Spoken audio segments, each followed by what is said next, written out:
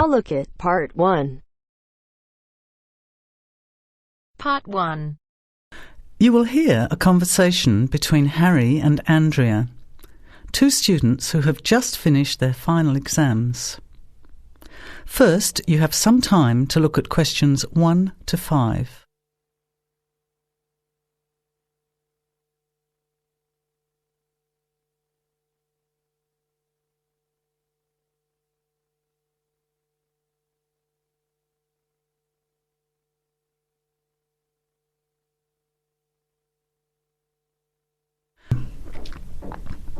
Listen carefully to the conversation and answer questions 1 to 5. Hi Andrea, how are you feeling now that exams are over? It's fantastic to have finished, isn't it? And to sleep in every morning. What about you? Well, I've been catching up on sleep too, but I've got a lot to do before I leave for England. Perhaps you could give me some advice. I've got a lot of things I can't possibly take back with me, but I don't know what to do with them. Well, it depends on what sort of things they are and whether you're thinking of giving them away or selling them. Well, almost everything. Furniture, the fridge and other kitchen stuff that I bought from the previous tenant. But the new people have already got what they need, so they're not interested in buying stuff from me. I can't afford to give it away, but I'm not sure how to sell it all. Oh, and there are some clothes and books as well. Why can't you take them? The books are really heavy. It's so expensive if you exceed the airline baggage allowance. And the clothes just won't all fit in my suitcase. It's amazing how much stuff I've accumulated since I've been here. Anyway, I don't think I'll need as many summer clothes in England as I have here in Australia. I see. Well, there are several alternatives. First of all, you could put up notices around the university about the books. You know, on the notice boards in the Student Union building and in the economics department. Anywhere second and third year students will see them. People are always keen to buy cheap textbooks. OK, what should I say on the notices? Just put the titles, authors and price you want, your name of course, and maybe put your phone number on those little tear-off tags. That's a good idea. And what about the furniture? You could try doing the same thing, but usually students are away all summer, so they don't want to buy furniture now. Another place to try might be a second-hand shop. Someone from the shop will usually come around and give you a free quote, and then you can decide.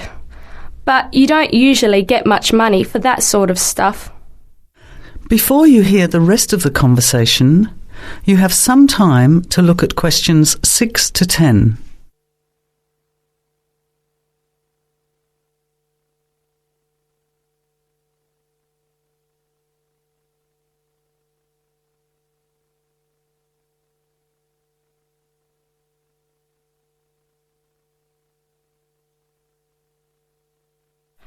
Another alternative is to put an advertisement in the Trading Post.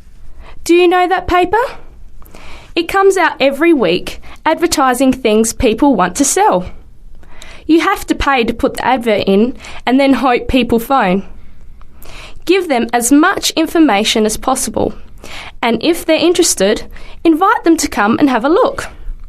The hard part is agreeing on a price. No, I haven't seen the Trading Post, but I should have a look at it. And I could advertise the fridge, the microwave and the furniture. But the kitchen stuff isn't really that good. You know, old cutlery, a few pots and pans and some plates and things. What shall I do with them? Well, another option is to donate the kitchen things to a charity shop. You know, like the Salvation Army or St. Vincent de Paul. Why don't you get a second-hand shop to give you a quote first? Yes, I could do that. Find out how much they'll give me and then decide whether to sell them or give them away. But I've still got the clothes. A charity shop will take them too, as long as they're in good condition. And even though you don't get any money, at least you know that someone who really deserves some help has benefited. That's a good point. I'll advertise the expensive stuff, the furniture, and donate the clothes and kitchen stuff. Let's go and buy a trading post and you can help me write the advert. Well, actually, I'm interested in buying the fridge and the microwave, depending on the price, of course. OK, let's see how good you are at bargaining. That is the end of part 1. You now have half a minute to check your answers.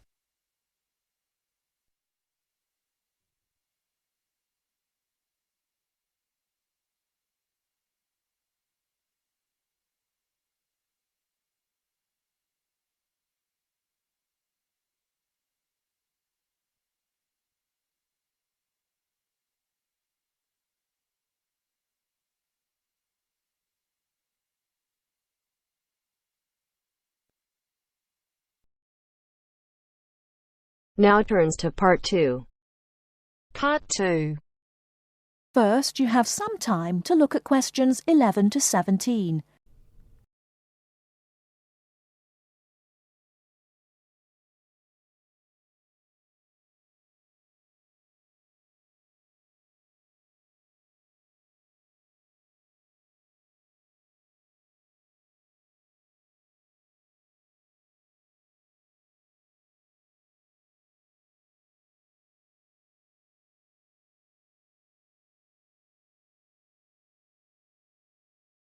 Now, listen carefully and answer questions 11 to 17.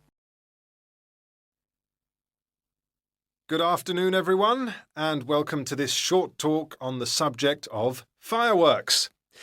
Now, fireworks, as I'm sure many of you know, were invented in China, though there has long been disagreement as to exactly when, or even in which century. The consensus nowadays, though, is that it was in the 6th, as there is considerable evidence of war rockets being made then. We also know that fireworks were in use by the 7th century in Arabia, where they were called Chinese arrows, reflecting their military potential. It then took a long time for them to spread to Europe. In fact, it wasn't until the 1200s that fireworks made their appearance there.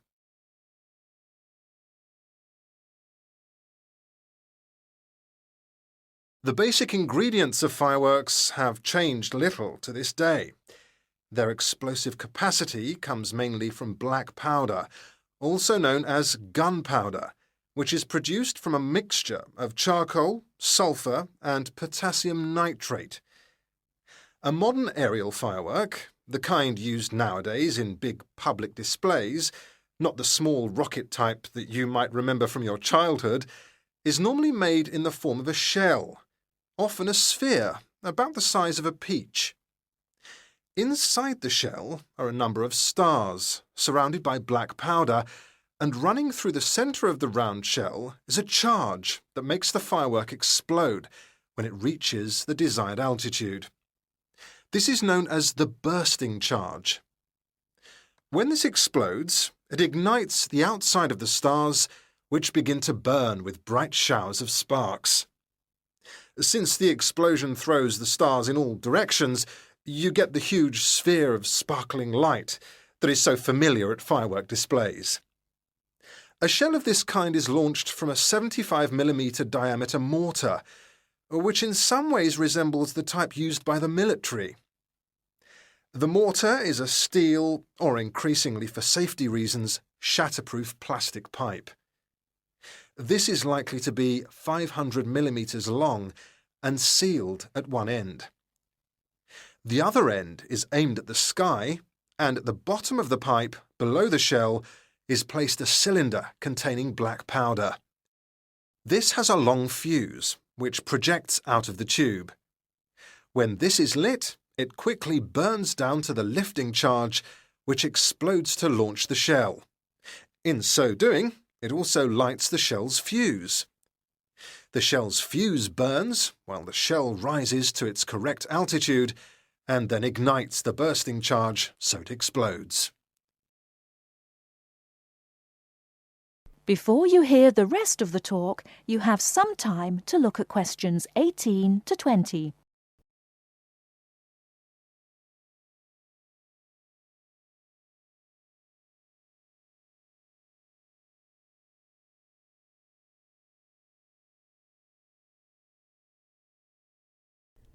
Now listen and answer questions 18 to 20. More complicated shells are divided into sections and burst in 2 or 3 phases. Shells like this are called multi-break shells. They may contain stars of different colours and compositions to create softer or brighter light, more or less sparks, etc. Some shells contain explosives designed to crackle in the sky, or whistles that explode outward with the stars. The sections of a multi-break shell are ignited by different fuses, and the bursting of one section ignites the next. The shells must be assembled in such a way that each section explodes in sequence to produce a distinct, separate effect. The pattern that an aerial shell paints in the sky depends on the arrangement of stars inside the shell. For example, if the stars are equally spaced in a circle, with black powder inside the circle, you will see an aerial display of smaller star explosions equally spaced in a circle. To create a specific figure in the sky, for instance a heart shape, you create an outline of the figure in stars inside the shell. Then you place explosive charges inside those stars to blow them outward into the shape of a large heart. Each charge has to be ignited at exactly the right time, or the whole thing is spoiled. Many other shapes have particular names, like the willow. This is formed by stars that fall in the shape of willow tree branches, spreading a little to the side and then downwards. The high charcoal composition of the stars makes them long burning, so they may even stay visible until they hit the ground. The ring shell is fairly basic. It is produced by stars exploding outwards to produce a symmetrical ring of coloured lights. More complex is the pattern created by the palm, which contains large comets or charges in the shape of a solid cylinder. These travel outwards, explode and then curve downwards, like the limbs of a palm tree. The serpentine, the last one for now, is different again. When this one bursts, it sends small tubes of incendiaries scattering outwards in random paths, which may culminate in exploding stars. It can be quite spectacular. That is the end of part 2. You now have half a minute to check your answers.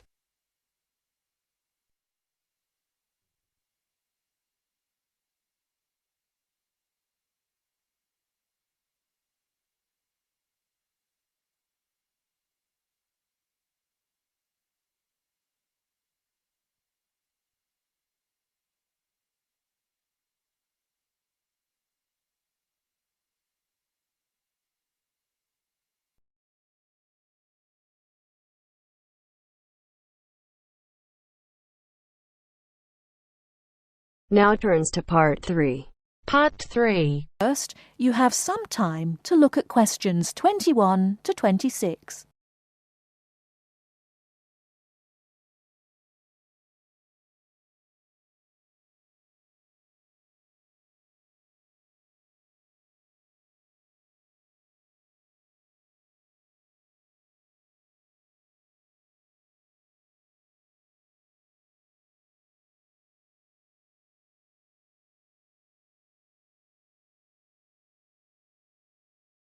Now listen carefully and answer questions 21 to 26.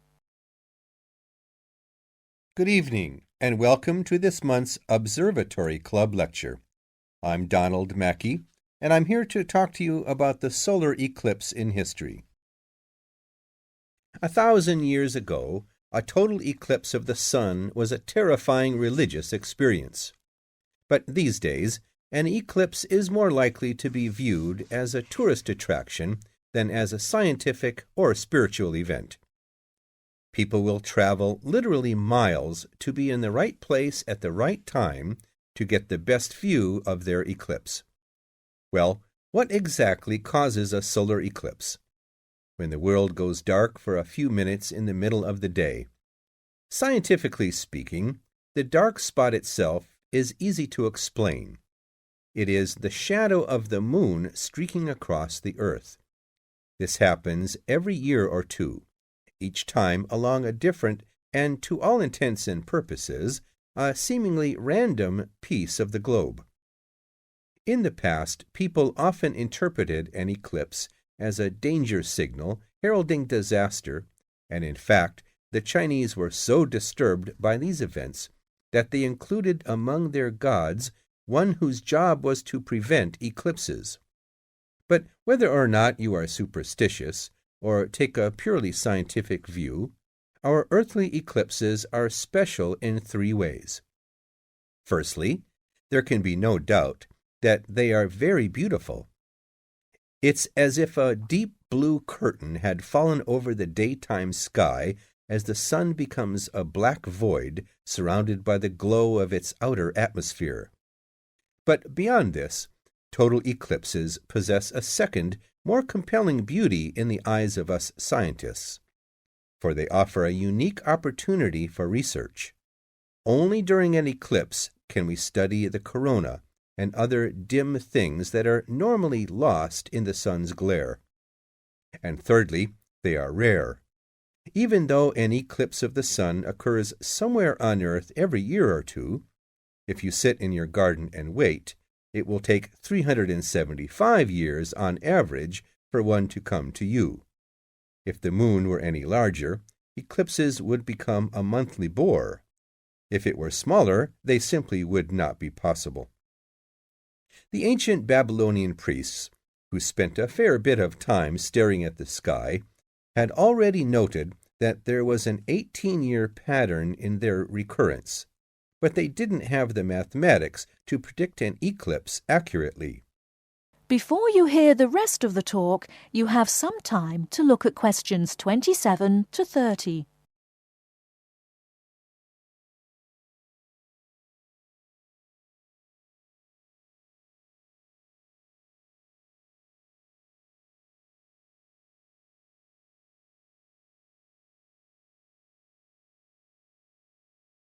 Now listen and answer questions 27 to 30. It was Edmund Halley, the English astronomer, who knew his maths well enough to predict the return of the comet, which incidentally bears his name, and in 1715 he became the first person to make an accurate eclipse prediction. This brought eclipses firmly into the scientific domain, and they have since allowed a number of important scientific discoveries to be made. For instance, in the eclipse of 1868, two scientists, Janssen and Lockyer, were observing the sun's atmosphere, and it was these observations that ultimately led to the discovery of a new element. They named the element helium after the Greek god of the sun. This was a major find because helium turned out to be the most common element in the universe after hydrogen. Another great triumph involved mercury. I'll just put that up on the board for you now. See, there's Mercury, the planet closest to the sun. Then there's Venus, Earth, etc. For centuries, scientists had been unable to understand why Mercury appeared to rotate faster than it should. Some astronomers suggested that there might be an undiscovered planet causing this unusual orbit, and even gave it the name Vulcan. During the eclipse of 1878, an American astronomer, James Watson, thought he had spotted this so-called lost planet. But alas for him, he was later obliged to admit that he had been wrong about Vulcan and withdrew his claim. Then Albert Einstein came on the scene. Einstein suggested that rather than being wrong about the number of planets, astronomers were actually wrong about gravity. Einstein's theory of relativity, for which he is so famous, disagreed with Newton's law of gravity in just the right way to explain Mercury's odd orbit.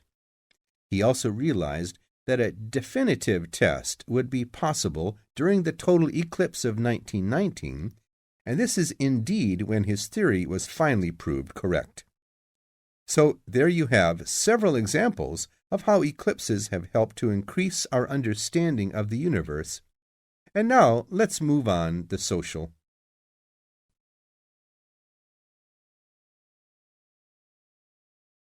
That is the end of part 3. You now have half a minute to check your answers.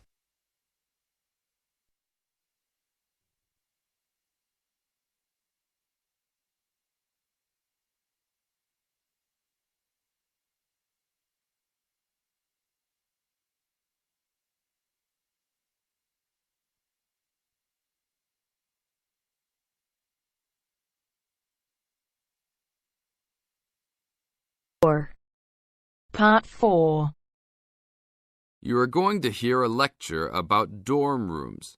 First, you have some time to look at questions 31 to 40.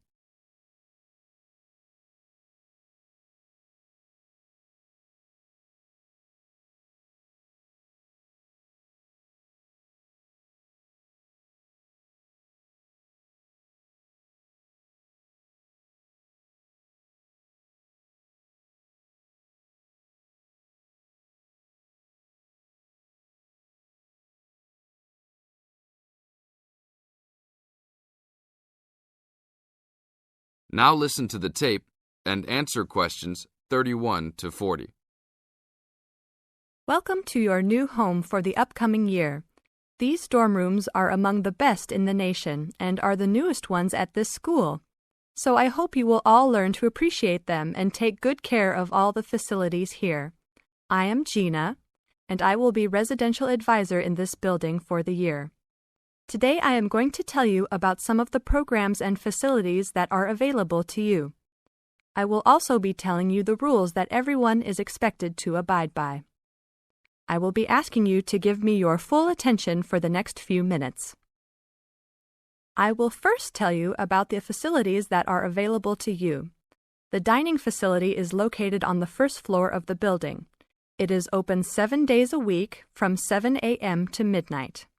All the food offered to students is freshly made every day, and my own opinion is that the food is actually quite good. Feel free to come and grab a banana for breakfast or sit down with a group of friends for dinner. Although your meals are served buffet style, please do not waste food. All students are expected to clean their own tables after meals. In the basement of this building, there is a gym and recreational hall. The gym has workout equipment such as treadmills and weight sets. In the recreational hall, there are ping pong tables and a pool table for student use. You must sign in when using this equipment, and you will be held responsible for any damages or losses. The gym and recreational hall are open daily from 10 a.m. to 10 p.m. There is a kitchen located on the second floor of this building. Your dorm key will open this door. Inside there is a refrigerator, a microwave, an oven, and a stove. This room is open 24 hours a day, 7 days a week. If you decide to cook a meal, please be considerate to all the students and clean up after yourself. You can use some food in here, but please do not make a mess. Some students do end up having their food eaten from the fridge, so be careful. Don't leave anything that looks like it tastes really good. Do not leave pots and pans lying around in the kitchen. Please store these in your room. There are many programs being sponsored by our building this year. One of the most popular is our Saturday morning outings. In the past years, these trips have included going fishing, hiking, cycling, ice skating, and even going to the beach. There will be a listing of scheduled events coming out soon. The university sponsors these trips, so transportation will be provided. However, there are usually some costs associated, though they are usually minimal. Our building also has a volleyball team. All students who live in this building are welcome to join. Last year we won first place in the dorm league. Please sign up at the front desk if you are interested as soon as possible, as there are only 20 spaces available based on a first-come, first-served rule. The last things I want to talk about are the rules of our building. I know rules can be boring, but they are necessary to ensure the welfare of everyone living here. First, noise levels must be kept to a minimum after 11 p.m. Many students have early classes, so for those of you that have the luxury of sleeping until 10, please don't stay up late making lots of noise. Secondly, all visitors must sign in at the front door. Even if you have friends that are regular visitors, they must still always sign in. This rule is to prevent theft and robbery from occurring. Thirdly, alcohol and drugs are not permitted in this dorm in any place or at any time. Lastly, just be safe and have a great time. University is the greatest time of your life, so make the most of it. Thank you all for your attention. That is the end of part 4. You now have half a minute to check your answers.